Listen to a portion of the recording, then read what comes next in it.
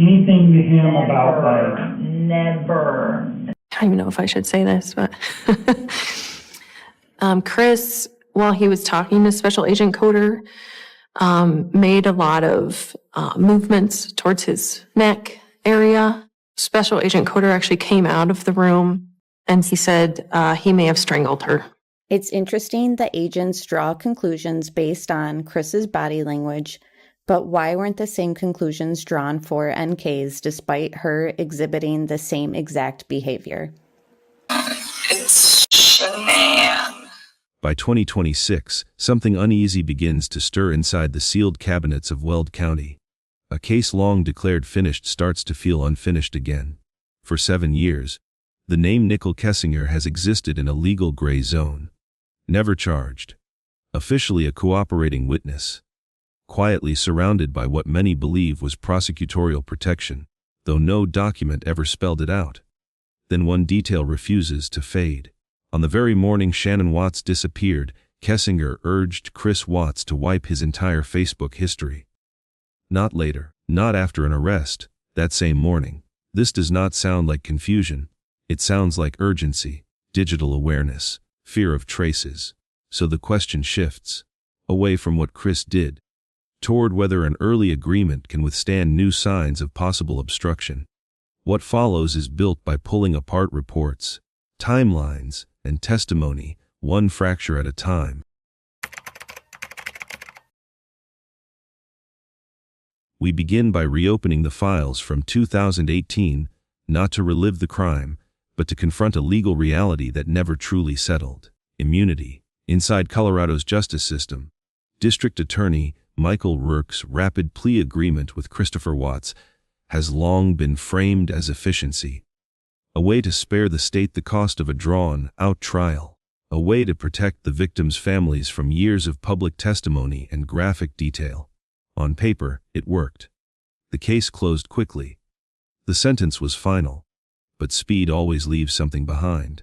And in this case, the cost of efficiency was the creation of a legal shield so effective that it followed one person out of the interrogation room and into 7 years of silence.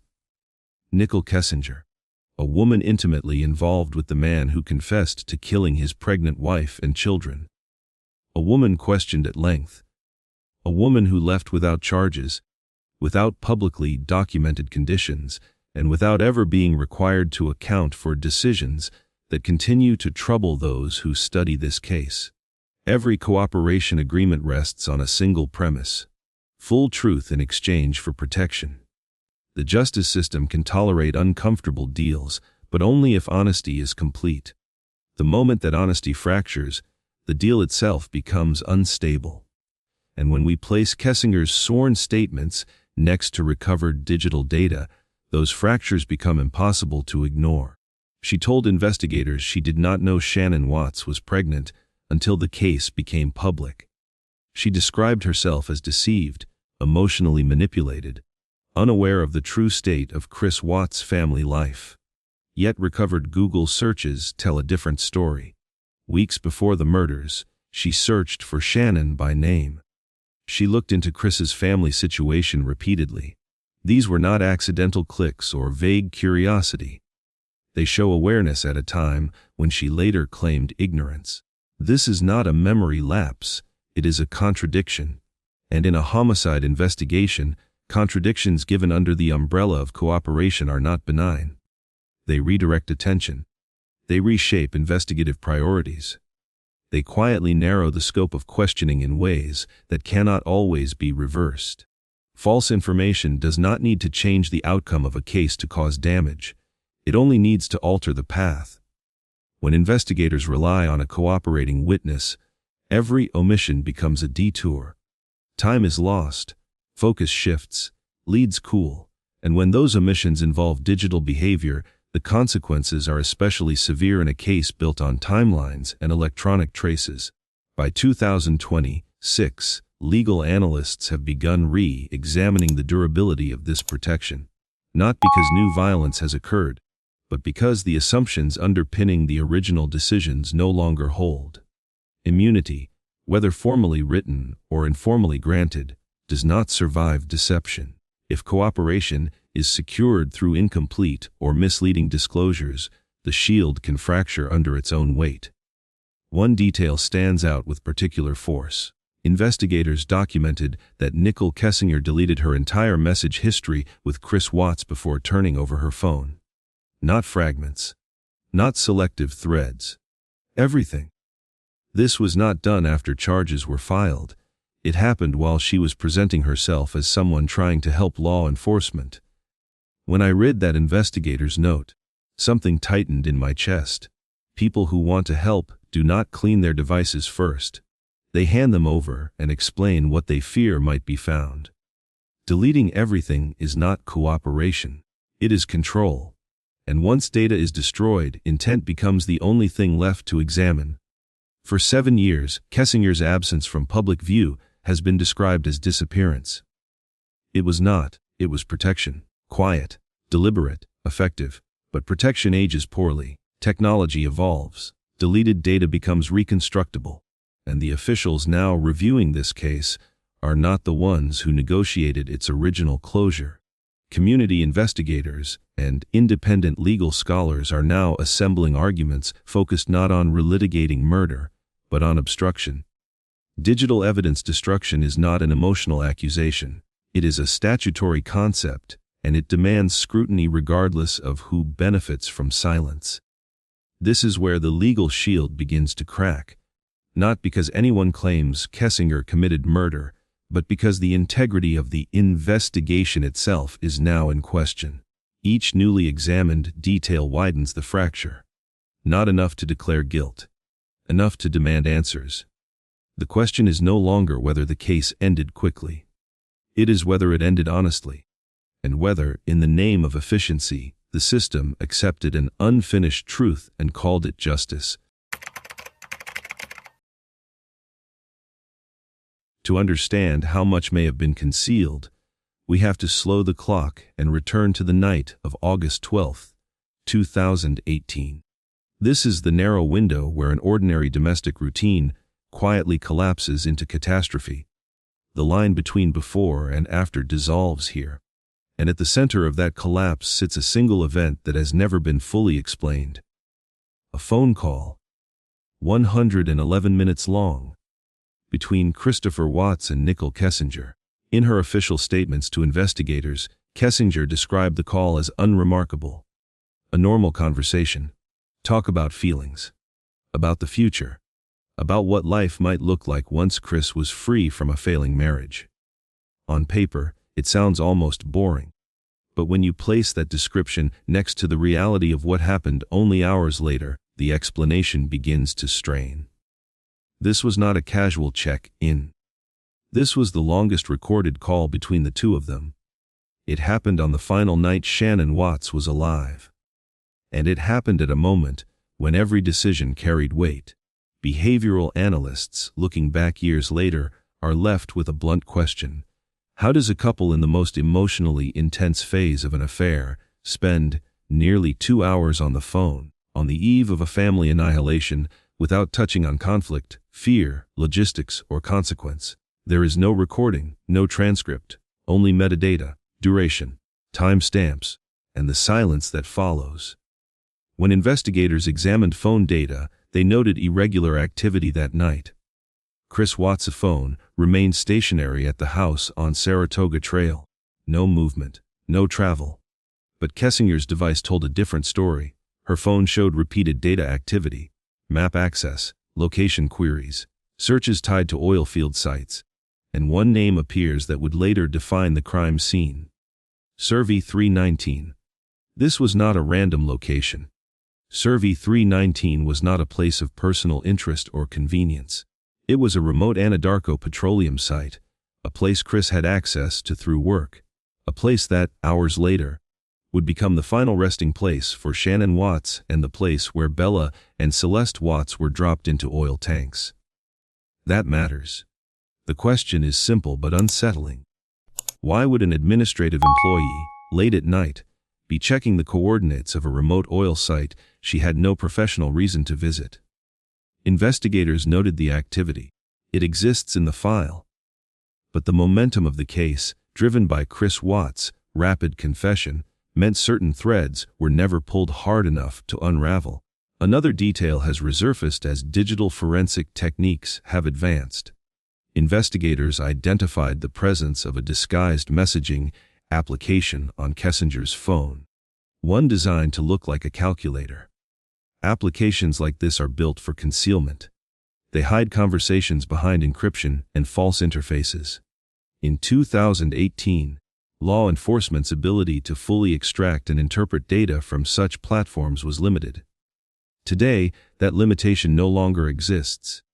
Experts reviewing the case in 2026 believe the 111-minute phone call may not represent the full scope of communication that night. It may have been only the visible layer, a public channel masking parallel conversations occurring through encrypted or disguised platforms. That possibility alone reframes the night. There are theories that go further. That guidance may have been given. That advice may have been exchanged about surveillance cameras, neighbor activity, or how to construct a narrative of disappearance. These remain hypotheses, not conclusions. But they do not emerge from imagination. They emerge from pattern, from behavior, from what was erased. The request that followed is critical.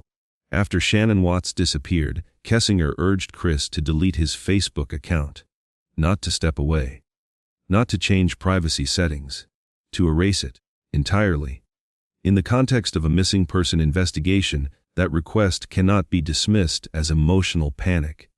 It is a deliberate act aimed at removing a digital timeline. As I read through this sequence, one realization sent a chill through me. While that call was happening, Shanann Watts was in the air, flying home, unaware that decisions were being made that may have already sealed her fate. Whether violence was explicitly discussed or not, the timing alone is devastating. The absence of a recording leaves us without certainty. But silence itself can be evidence when it is systematic. Kessinger has never provided a detailed account of that call. No minute-by-minute recollection, no emotional breakdown, just distance, controlled distance. By 2026, artificial intelligence and behavioral modeling allow analysts to simulate likely scenarios based on known data: duration, search behavior, deletions, proximity to the crime. The picture that emerges is not built on what was said.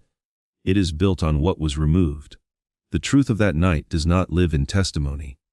It lives in absence. In the 111 minutes that were never recorded, never recovered, and never fully explained. And the question that now presses harder than ever is whether any agreement made in the early days of this case can survive evidence that suggests preparation, concealment, and a coordinated effort to erase a digital trail before the bodies were even found. When we descend into the digital layers of this case, the image of Nichol Kessinger shifts again. What emerges is no longer the portrait of a woman in shock after discovering a lie, but someone demonstrating a striking level of technical awareness. Someone who understood, in real time, how information could be erased, overwritten, and made difficult to recover. The investigative files capture a detail that still reverberates years later. Within hours of the disappearance of Shanann Watts and her children becoming public, Kessinger began searching online for methods to permanently delete messages and phone data.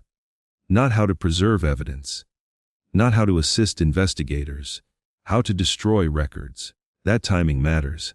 In any homicide investigation, the earliest hours are critical. Actions taken in that window are not judged in isolation. They are judged against intent. And actively researching data destruction during an unfolding missing person's case is not a neutral act. It is conduct that invites scrutiny under the lens of obstruction. Throughout her interviews, Kessinger emphasized cooperation. She stated she willingly turned over her phone. She positioned herself as transparent. But later technical analysis suggests the device that reached investigators was already altered. Significant portions of message history appeared to have been overwritten by junk data, a method commonly used to reduce the chance of forensic recovery. This was not accidental deletion. This was a deliberate process. Equally telling is what no longer existed on the device. Investigators noted the prior presence of a disguised messaging application commonly referred to as a calculator vault.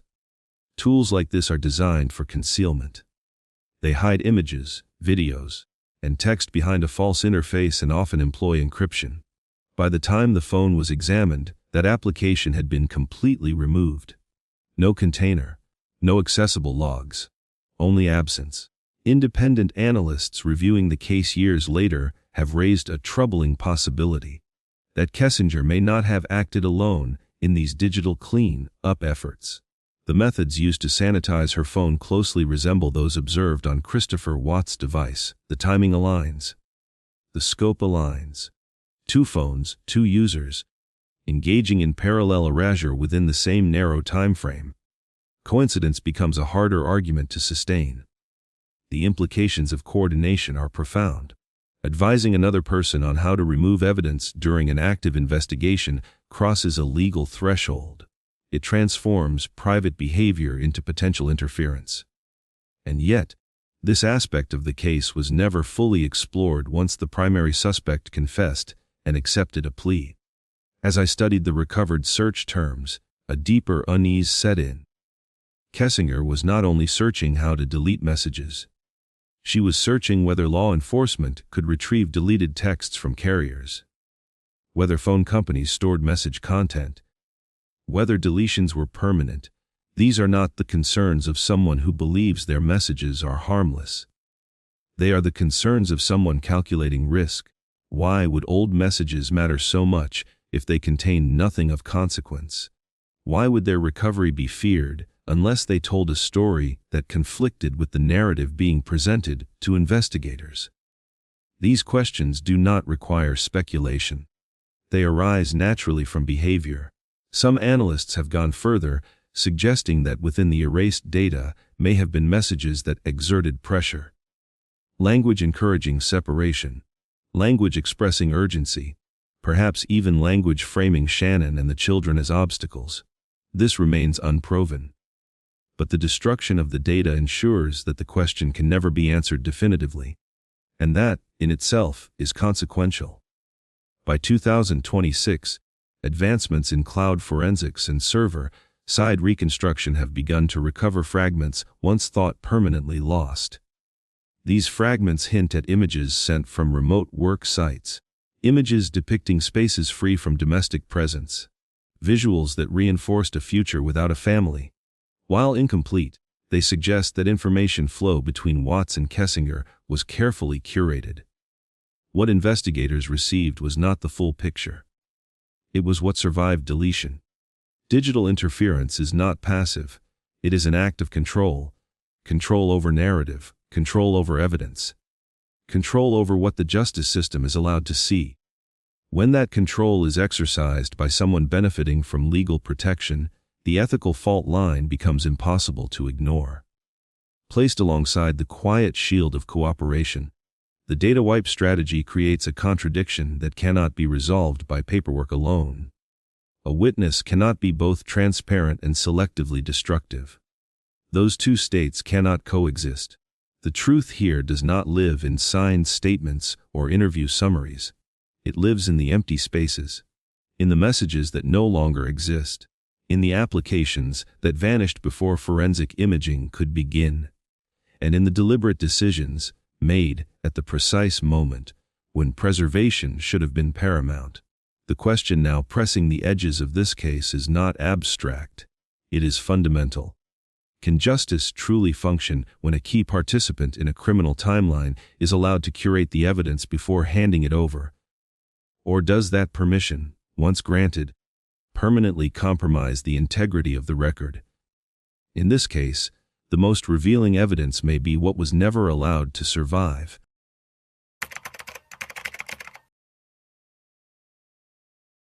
While Nichol Kessinger continues to exist behind layers of legal distance and anonymity, Christopher Watts faces a reality no agreement can soften. Inside Dodge Correctional Institution in Wisconsin, the punishment is no longer abstract. By January of 2026, The atmosphere around him reportedly shifts from cold isolation to something far more immediate: pressure, surveillance, fear. According to internal accounts described by corrections observers and letters attributed to inmates, Watts becomes a marked man. The threat is no longer whispered. It is felt. Within prison culture, certain lines are absolute. The killing of children, the killing of a pregnant woman. These acts place an inmate at the lowest possible tier. There is no rehabilitation narrative that counters that. For years, Watts had survived by staying quiet, by avoiding visibility, by relying on administrative separation. But separation does not last forever. Information leaks. Stories travel. And once details circulate, they cannot be pulled back. Some accounts suggest that graphic elements of the crime, long sealed from the public record, made their way into the inmate population. How that happened remains unclear. What matters is the effect. Outrage hardened into hostility. And hostility, in a closed environment, becomes danger. The anger was not only about what he did. It was about how he tried to save himself afterward. The early attempts to blame Shanann. The shifting stories. The perceived cowardice. In prison hierarchy, those things compound. By early 2026, institutional reports describe Watts displaying escalating anxiety. Medical logs note repeated complaints of chest pain and breathing difficulty. Requests for emergency evaluation. Requests for transfer to medical housing or more secure units. Each time, tests returned normal. No cardiac event, no respiratory failure. Physically, he was intact. Psychologically, he was deteriorating. Weight loss became pronounced. Appetite dropped. Staff documented fear, driven refusal to eat, fueled by paranoia about poisoning. This is a different kind of sentence. One imposed not by the court, but by proximity. A life measured in hours survived rather than years served. A permanent state of alert. I remember pausing when I read through these reports. Not out of sympathy, but recognition. This is what a life sentence actually looks like when the paperwork is done and the door closes. The punishment does not end. It deepens. The connection between Watts' current condition and the unresolved questions surrounding Nichol Kessinger lies in a subtle but important shift. In earlier correspondence, Watts spoke of Kessinger with reverence. He protected her. He echoed the narrative that she was unaware, uninvolved, missiled. That tone does not hold in more recent letters. The language changes. Frustration surfaces. Resentment bleeds through. There are hints, careful phrases, suggestions that not everything was said, that not everyone paid a price. These are not confessions. They are signals. And signals matter when survival is at stake. There is a long-standing pattern in prison psychology. When inmates believe their life is in immediate danger, loyalty erodes. Silence becomes negotiable. Self-preservation overrides previous promises. Some analysts believe Watts may reach that threshold by the end of 2026. Faced with the prospect of violent death inside, he may decide that the only remaining leverage he has is information. Whether that information is truthful, self-serving, or distorted by fear would be a question for investigators. But the potential exists, and it is not theoretical. Inmates have turned before. Deals have been reopened before.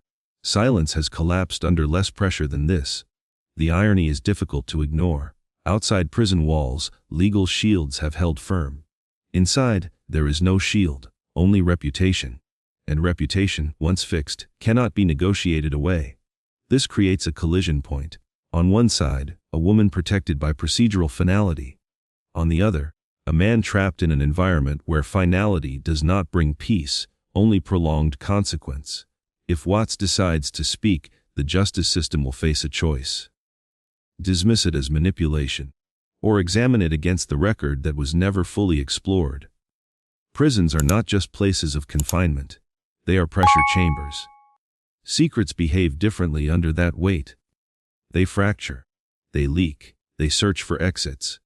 As 2026 unfolds, the question is no longer whether Christopher Watts is punished. That answer was settled years ago. The question is whether the fear now closing in around him becomes the force that finally breaks a silence formed in convenience, sustained by protection, and defended for 7 years. Because when survival becomes uncertain, even the strongest vows have a way of unraveling. By 2026, a new current is pushing through Colorado's justice system. It does not come from inside an official task force or a reopened case file. It comes from the outside. Independent investigators, data analysts, legal researchers who have spent years revisiting what was set aside once Christopher Watts confessed. What began as scattered questions has hardened into a coordinated effort focused on one unresolved issue: the role of Nichol Kessinger. This is no longer a loose online debate. It has become an organized campaign of analysis, documentation, and legal argument. Groups such as Behind Criminal Minds are compiling structured briefs intended not for social media, but for district attorney candidates, oversight committees, and future prosecutors who will inherit this office after the current leadership steps aside. Their timing is deliberate. The existing administration continues to stand by the original handling of the case. That position is expected to hold through at least 2029. The pressure, therefore, is aimed forward. What separates 2026 from earlier years is capability. The tools now available to civilian analysts rival what law enforcement had in 2018. Cloud reconstruction, metadata extraction, behavioral sequencing. Information once dismissed as background noise is now being reevaluated as potential signal. One focus has become digital imagery. Photos exchanged between Nichol Kessinger and Chris Watts during the affair. Independent analysts have begun extracting residual metadata from copies stored on intermediary servers and backup systems. Some findings, not yet confirmed by prosecutors but supported by technical documentation, suggest that several image files contain GPS coordinates placing Kessinger's device in proximity to the Survey 319 oil site at times when she was not expected to be there. This is not proof of physical presence, but it is enough to raise a question that never received serious attention before. Why does a remote oil field appear repeatedly in the digital footprint of someone with no operational role there and before the murders occurred? That question is now being used as leverage, not to accuse, to compel review. Public reaction has shifted alongside these developments. For years, many accepted the narrative that Kessinger was a bystander missiled by a manipulative partner. That assumption is eroding. As investigative gaps are laid out side by side, the tone changes from outrage to scrutiny. People are no longer asking whether mistakes were made. They are asking why certain avenues were never pursued at all. Petitions have followed. Massive ones. Millions of signatures collected internationally by early 2026. While petitions have no legal force, they generate political gravity. Local officials feel it. Media outlets feel it. And local newspapers that once avoided deep dives into prosecutorial decisions are now publishing long-form analyses questioning whether the immunity framework served justice or simply expedited closure. Another front has opened quietly. Witnesses who were previously peripheral are being re-interviewed by independent teams. Former Anadarko employees, colleagues who interacted with Kessinger in the days following the murders. Some describe behavior that contrasts sharply with her presentation in official interviews. Calm, composed, unrattled. Not the demeanor of someone blindsided by horror, but of someone managing exposure. More troubling are claims that Kessinger attempted to access internal company systems after the murders, allegedly seeking to remove records of communication between herself and Chris Watts before law enforcement locked the accounts. If modern recovery tools are able to verify attempted deletions or unauthorized access, that would cross a significant threshold. It would no longer be about perception or narrative. It would be about action. As I follow these disclosures, the sense of compression becomes unmistakable. A truth held down by time and finality does not disappear. It builds pressure. 2026 feels less like a year and more like a point of convergence. Legally, the arguments being prepared are precise. They do not accuse Kessinger of murder. They question obstruction, false statements, destruction of evidence, the validity of protection granted under incomplete cooperation. These are not emotional claims. They are procedural ones, and they are gaining coherence. The shield that once appeared unassailable now faces scrutiny from multiple angles. Technical, legal, political. Each alone might fail. Together, they form a sustained force. The central question has shifted again. It is no longer whether new evidence exists. It is whether that evidence will reach a threshold that obligates action. Prosecutors are not moved by public anger alone. They are moved by risk, by the possibility that ignoring credible findings could damage institutional legitimacy. Justice for Shanann Watts and her children may never require another murder charge. It may require something quieter and more uncomfortable. An acknowledgement that the story was never fully told. That decisions made in the name of efficiency left critical conduct unexamined. 2026 stands as a test. Not of whether the past can be rewritten, but of whether the system is willing to reopen what it once declared finished. Because sometimes justice does not end with a sentence. Sometimes it waits, patient and unresolved, for the moment when silence can no longer hold. When we place the psychological profile of Nichol Kessinger under closer examination, a pattern begins to emerge that was never fully confronted in 2018. This is not about diagnosing guilt. It is about recognizing warning signs that were present in plain view and then quietly set aside. The investigative materials show behaviors that extend far beyond the intensity of a new romantic attachment. They point toward control, toward fixation, toward an effort to reshape reality rather than simply escape it. Early in the relationship, Kessinger spent hours researching the market value of the Watts family home. She looked into Chris Watts' financial standing. She explored divorce procedures and timelines within weeks of becoming involved. These are not the actions of someone drifting into love. They resemble reconnaissance, a methodical assessment of assets, liabilities, and obstacles. In behavioral analysis, this kind of information gathering often signals possession rather than partnership. Another overlooked detail lies in language. During extensive interviews, Kessinger almost never referred to Shanann Watts, Bella, or Celeste by name. They were reduced to labels. His wife, the kids. This linguistic distancing is not accidental. It functions as psychological insulation. By stripping individuals of names, empathy is dulled. Moral friction is reduced. For investigators trained in victimology, this pattern is a known red flag, yet it was never meaningfully challenged. More troubling still is a question she reportedly asked Chris while his family was still officially missing. She inquired about life insurance, not hypothetically, not in confusion, but with specificity. In the middle of uncertainty, she focused on the financial outcome of death. That moment reframes earlier behavior. It suggests that loss was already being processed as gain.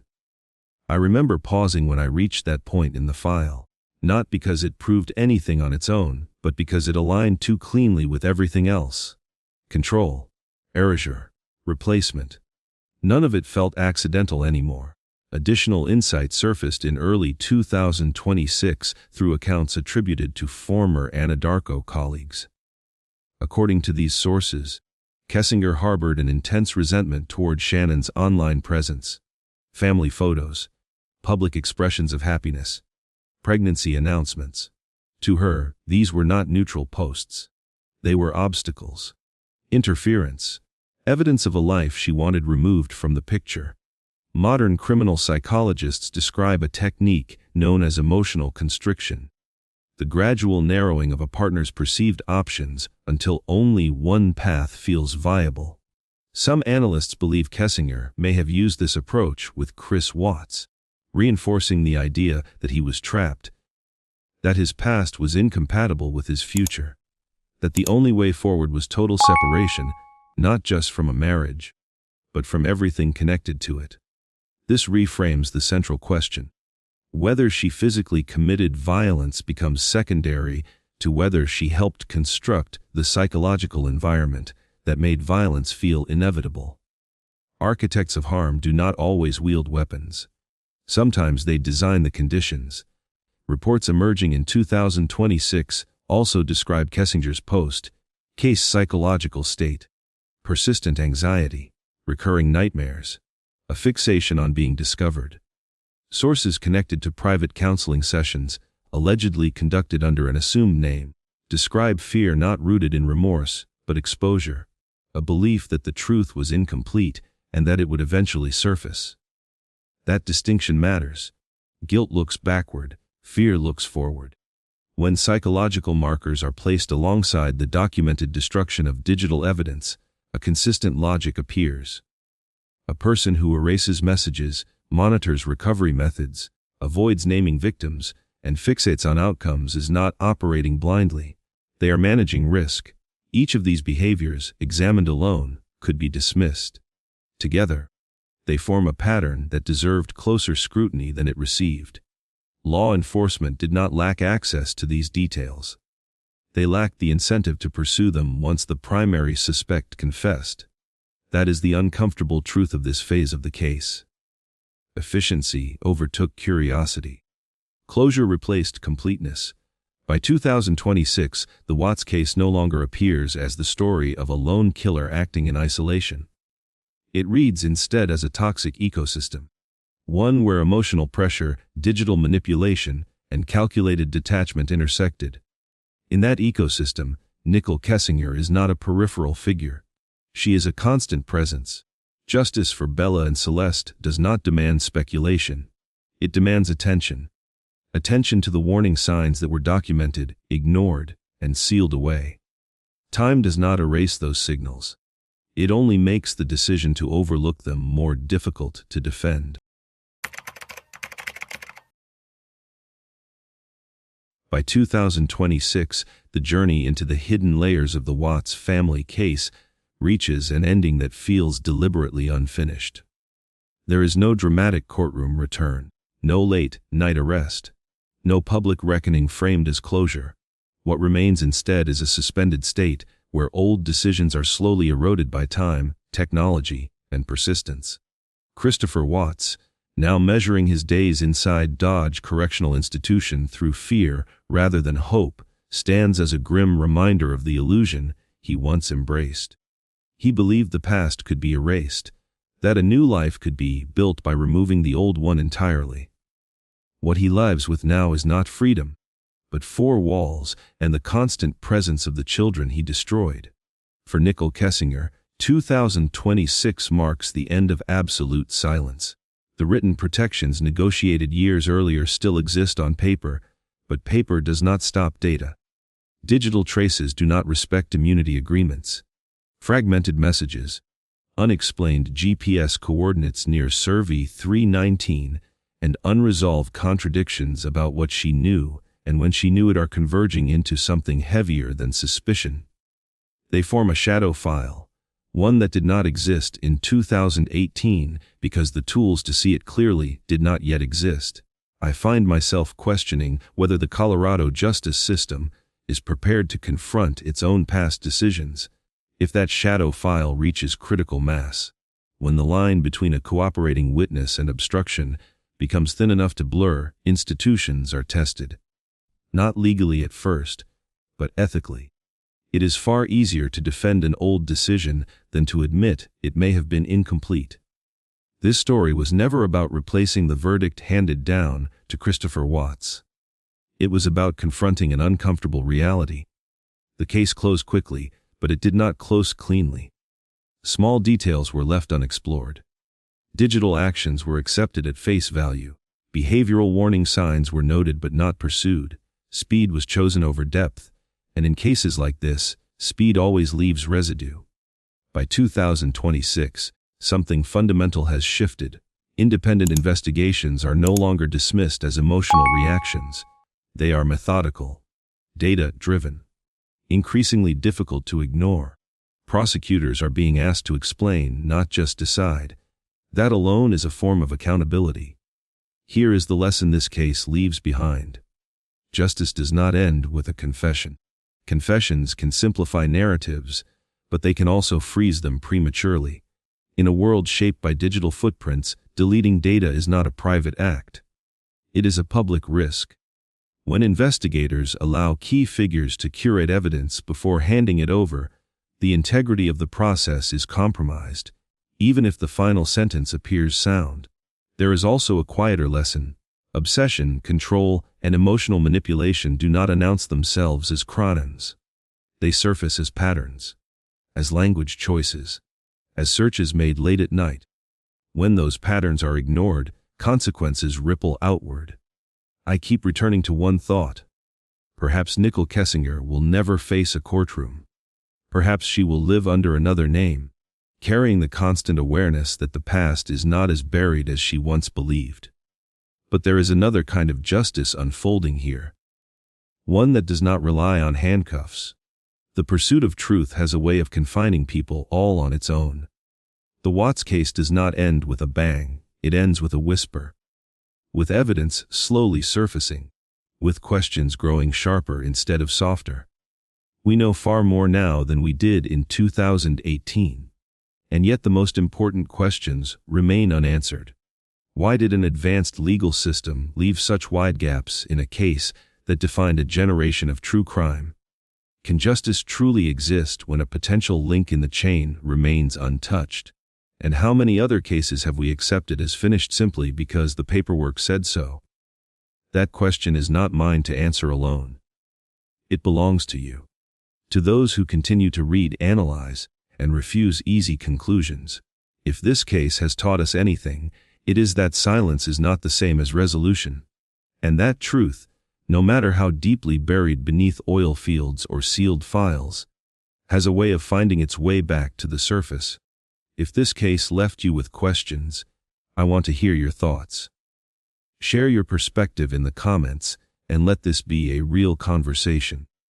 Thank you for watching, for thinking critically, and for staying with this story until the very end.